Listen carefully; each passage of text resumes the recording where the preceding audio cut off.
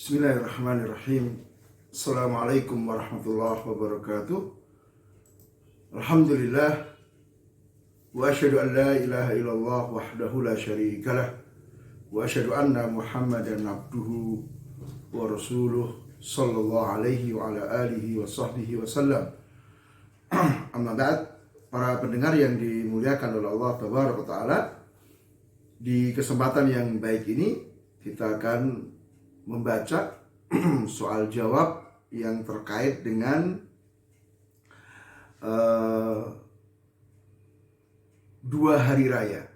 Ya, jadi ahkamul idain, hukum-hukum terkait dengan hari raya. Dan ini sekali lagi merupakan taufik dari Allah, kita bisa bertemu di majelis ini. Tapi kita masuk di pertanyaan pertama, kapan diwajibkan sholat id? Ya. Yang masyhur dalam sirah bahwa yang pertama disyariatkan dari dua hari raya itu adalah Idul Fitri.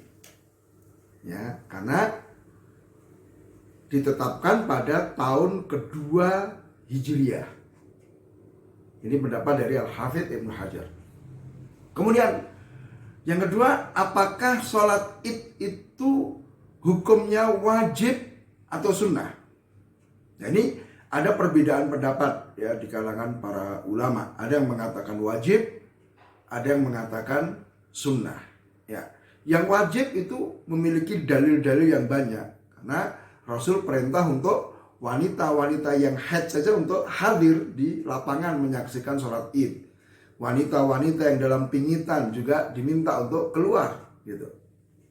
Nah, tetapi yang berpendapat sunnah itu juga memiliki dalil yang kuat bahwa sholat wajib itu hanya 5, ya, yang kita ketahui ya, subuh, zuhur, asar, maghrib, isya. Maka di sini ada pendapat yang pertengahan, yaitu apa? Sholat id itu adalah apa? Sholat yang sunnah muakkadah. Ya, karena seandainya orang terluput dari sholat id, ya tidak ada qadha, ya, tidak ada yang kewajiban untuk mengganti dan seterusnya. Ya. Nah, tapi sekali lagi ini perbedaan pendapat. Yang jelas sholat id merupakan apa? Syiar Islam yang sangat besar. Nah, maka hendaknya masing-masing kita berusaha untuk menjaga pelaksanaannya.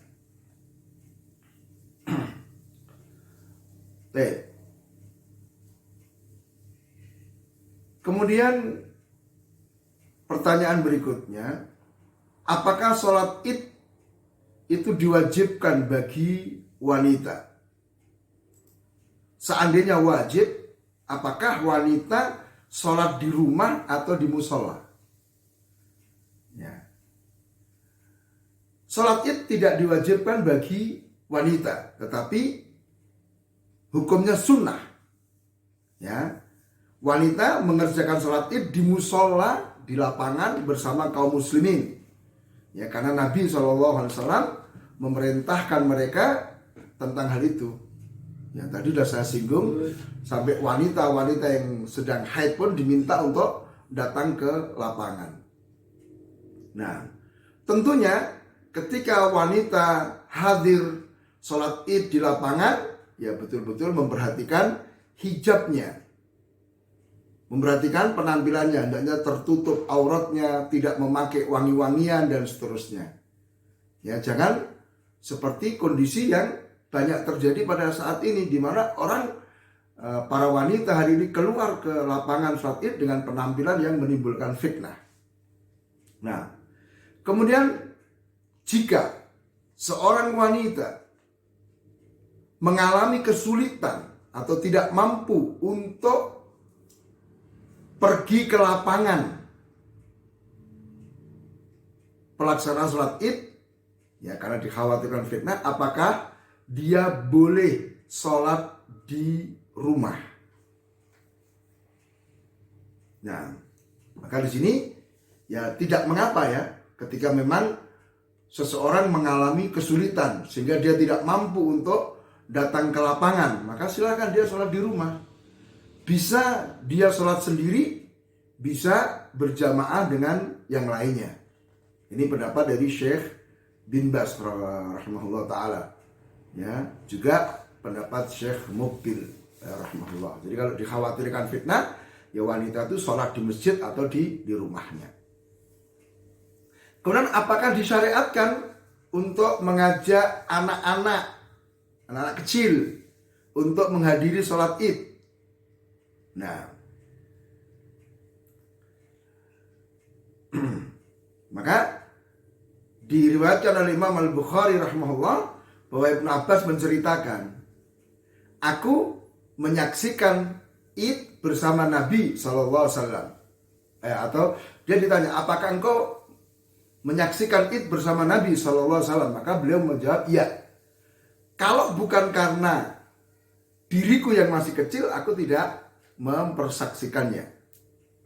Maka di sini Al-Hafidh menerangkan tentang disyariatkan mengajak anak-anak ke musola, ke lapangan tempat sholat id.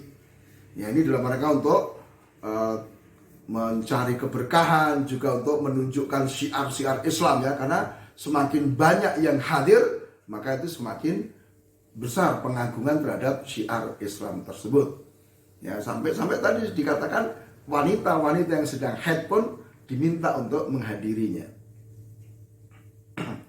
Kemudian apakah disyariatkan sholat id bagi musafir?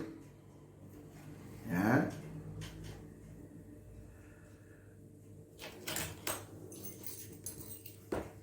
Maka di sini tidak ada perbedaan bahwasanya tidak diwajibkan bagi musafir untuk mengerjakan sholat id. Tetapi seandainya dia melakukan pun juga tidak masalah. Ya, boleh dan sah. Ya. Bahkan seandainya misalnya kita ini rombongan sedang melakukan perjalanan, kemudian bertepatan dengan hari id, maka tidak disyariatkan bagi kita untuk mengerjakan sholat id. Gitu. Ya. Karena Nabi SAW ya tidak mengerjakan sholat id kecuali di Madinah. Jadi Rasul ketika sedang bepergian juga tidak mengerjakan sholat id. Nah, kemudian kapan seseorang itu keluar berangkat untuk mengerjakan sholat id? Ya. Dijawab di sini, disukai seseorang itu berangkat ke lapangan tempat sholat setelah sholat subuh, ya, supaya dia bisa mengambil tempat, kemudian banyak bertakbir. Nah, ya, ini beda dengan imam ya. Imam dia datang ke tempat sholat ketika memang sudah akan dimulai waktu sholat.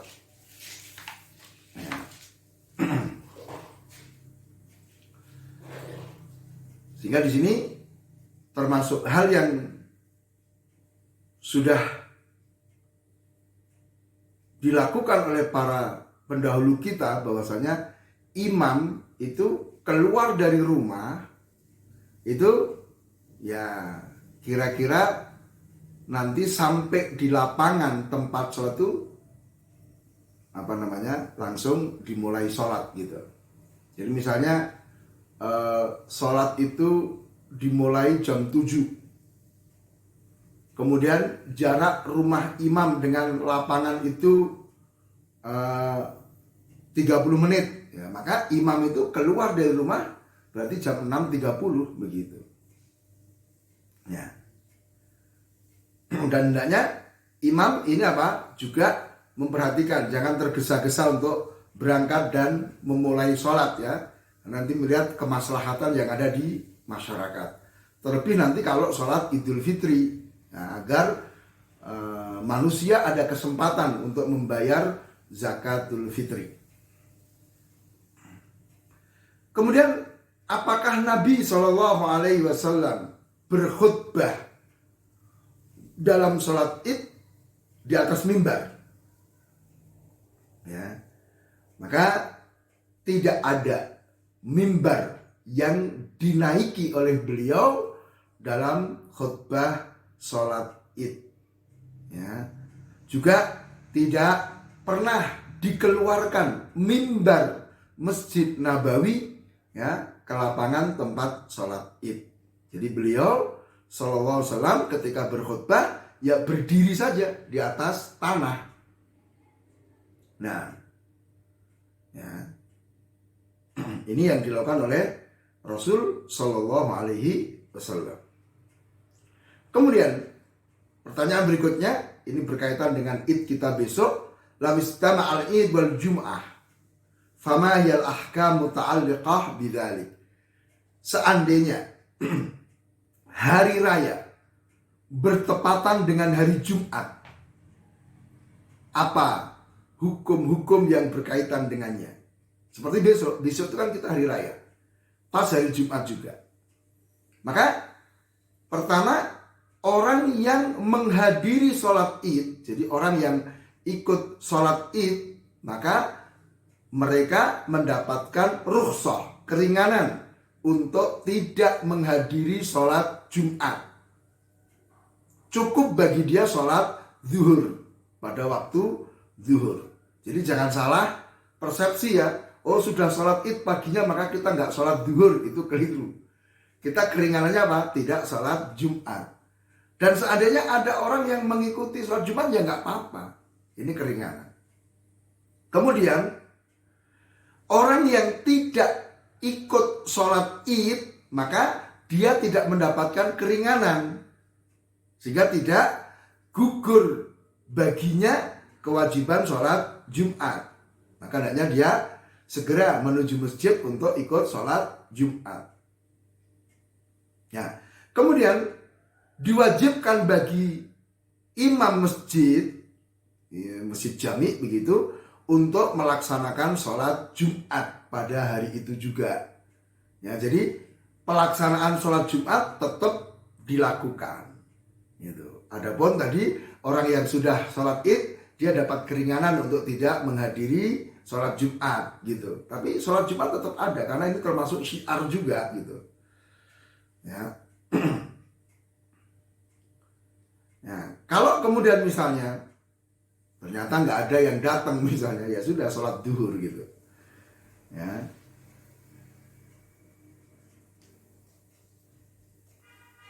Nah, kemudian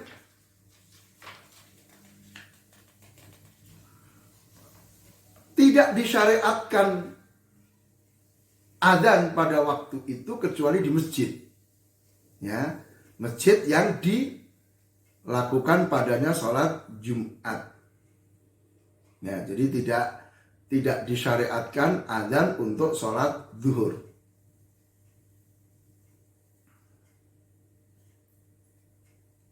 Adapun orang yang berpendapat bahwa orang yang sudah ikut sholat id kemudian gugur kewajiban dari sholat Jumat dan sholat zuhur, ini pendapat yang keliru, ya, pendapat yang salah.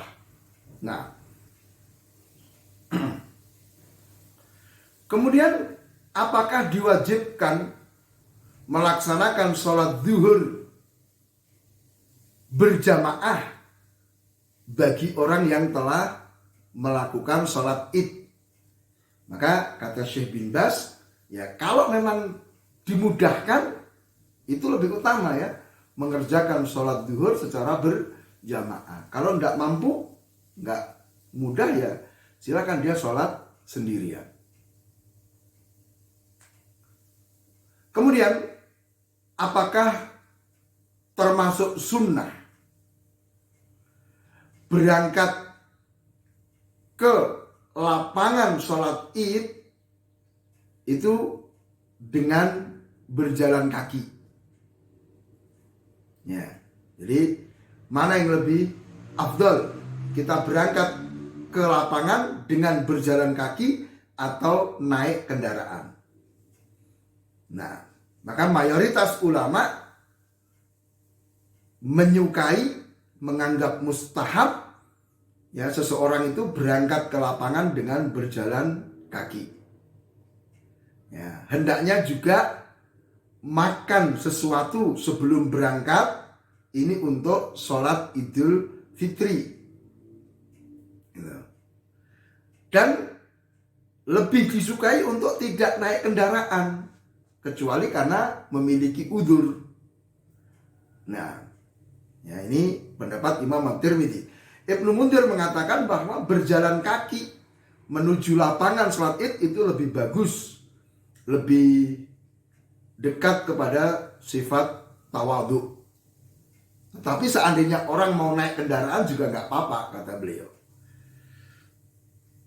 Kemudian apa saja yang disunnahkan ketika kembali dari sholat Id?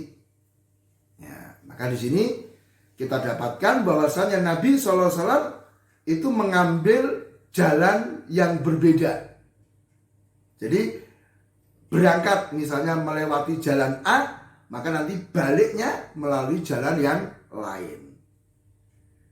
Nah, jadi ada dua jalan. Nah, mengapa mengambil jalan yang berbeda? Maka di sini ada beberapa pendapat. Ada yang mengatakan untuk mengucapkan salam kepada orang yang ditemui di dua jalan itu. Kemudian ada juga mengatakan untuk mendapatkan keberkahan dari dua jalan yang berbeda. Ada yang mengatakan untuk memenuhi kebutuhan orang-orang yang memiliki kebutuhan. Ya, tetapi yang jelas ini adalah untuk menampakkan syiar Islam. Jadi supaya jalan itu ramai gitu loh. Bukan hanya satu jalan saja, tapi semua jalan-jalan itu ramai. Nah, ada yang mengatakan demikian. Kemudian pertanyaan berikutnya, di mana pelaksanaan sholat Id? Jadi sholat Id itu dikerjakan di mana? Sunnahnya sholat Id itu dikerjakan di musola. Musola itu lapangan, tanah lapang ya. Bukan musola dalam istilah masyarakat kita. Masyarakat itu ada masjid, ada musola, langgar, bukan. Musola itu adalah lapangan, ya, tempat terbuka. Jadi kita lihat Nabi SAW, beliau keluar ke tanah lapang. Beliau tidak mengerjakan sholat di Masjid Nabawi. Padahal kita tahu kan keutamaan sholat di Masjid Nabawi. Tapi ternyata beliau keluar ke lapangan untuk sholat Id. Demikian juga Khulafaur Rasyidun melakukan yang seperti itu. Makanya adalah ijma, kesepakatan kaum muslimin bahwa sholat Id dilaksanakan di lapangan. Nah,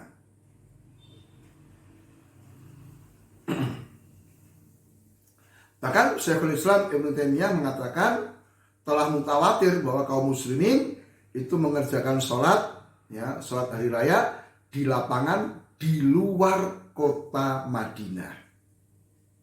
Nah, di luar kota Madinah. Ya, maka hendaknya kita hidupkan kembali sunnah itu. Kita kerjakan sholat Id di lapangan. Ya. Dan kalau bisa tuh ya menjadi satu, tidak kemudian apa? Ya masing-masing sholat di halaman atau di jalan atau di mana, ya kan itu kurang lah begitu menurut saya. Nah, mestinya di lapangan yang kita bisa berkumpul sehingga ya syiar Islam itu betul-betul nampak. Nah, adapun bagi penduduk Madinah, mereka sholat di mana? Di Masjidil Haram, ya, Ka'bah. Kemudian di mana lapangan untuk sholat Id itu? Ya, pada asalnya lapangan tempat sholat Id itu ada di luar kampung. Ya, ini sunnahnya begitu ya, di luar desa. Ya, ini kalau ya dimudahkan ya satu kenikmatan yang besar. Tapi kalau enggak, ya silakan sholat itu dikerjakan di tanah lapang yang ada pada kampung itu. Ya, di mana tanah lapang itu bisa menampung seluruh kaum muslimin. Nah, itu yang biasanya apa? Satu kampung itu kan terpecah-pecah menjadi beberapa masjid. Silakan cari tanah lapang yang sekiranya bisa menampung seluruh kaum muslimin untuk sholat di situ. Kemudian, apakah dibolehkan ya sholat id dilakukan di tempat yang dilaksanakan padanya peringatan-peringatan? Ya, maka di sini tidak ada masalah. Ya, mungkin kan misalnya kita punya lapangan, ya lapangan tuh kadang digunakan untuk acara macam-macam, ya kan? Maka ini nggak ada masalah. Tetapi seandainya ada tempat lain itu lebih bagus. Ya. Jadi misalnya lapangan itu pernah dipakai untuk acara bid'ah misalnya, nggak apa-apa. Ya. Nah, kalau ada tempat lain ya bagus, tapi kalau nggak ada masalah. Kemudian apa hukum melaksanakan sholat id di lapangan sepak bola? Ya. Kalau tidak ada tempat lain kecuali tempat itu, ya nggak ada masalah. Ya, nggak ada masalah. Tetapi seandainya ada tempat lain ya dibolehkan. Itu. Nah tentunya lapangan sepak bola itu harus ya dibersihkan dari hal-hal yang munkar. Ya, misalnya gambar-gambar dan yang lainnya kan. Nah, itu harus dihilangkan. Kemudian apakah dibolehkan mengerjakan sholat id di masjid? Ya. Apabila tidak memungkinkan untuk mengerjakan sholat id di musola, di lapangan, maka tidak ada masalah sholat id di masjid. Mungkin karena kondisi hujan, sehingga tanah itu becek dan yang lainnya, sehingga tidak mungkin sholat di lapangan, silakan sholat di masjid. Ya. Adapun penduduk Mekah, ya dia sholat di masjid secara mutlak, ya Masjidil Haram gitu. Nah, jadi ini sebatas boleh, ya. Jadi pada asalnya kan dilakukan di lapangan, tapi karena kondisi terpaksa, karena ada udzur, misalnya hujan atau becek dan sebagainya, ya kita sholat di masjid nggak ada masalah. Kemudian, apakah orang yang datang ke lapangan tempat sholat id itu disyariatkan untuk melakukan sholat tahiyatul masjid? Ya, maka di sini tidak disyariatkan. Jadi Nabi SAW dan para sahabat, ya beliau tiba di lapangan tidak melakukan apa-apa, tidak melakukan sholat 2 rakaat, ya, dan yang lainnya. Tapi mereka radhiyallahu anhum sampai di lapangan ya terus bertakbir sambil menunggu kemudian sholat id.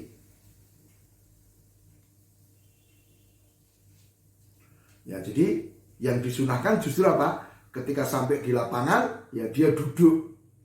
Ya, duduk kemudian memperbanyak takbir sampai dilaksanakan sholat.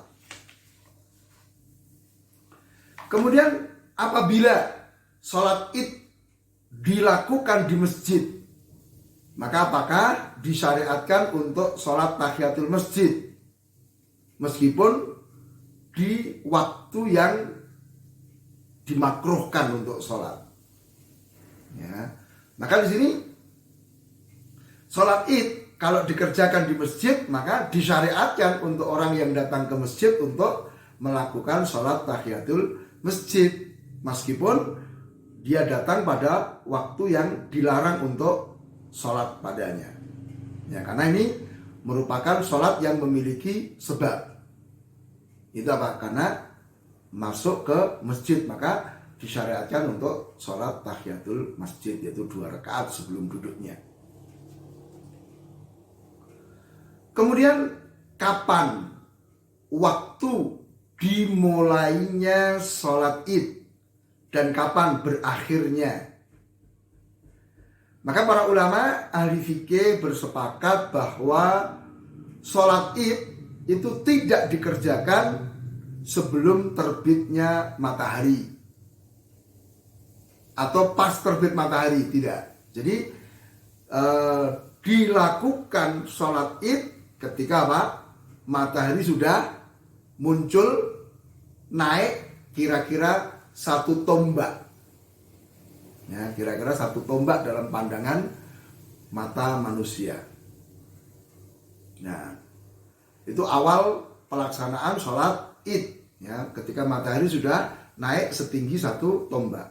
Adapun berakhirnya yaitu ketika tergelincirnya matahari, berarti masuk waktu sholat zuhur.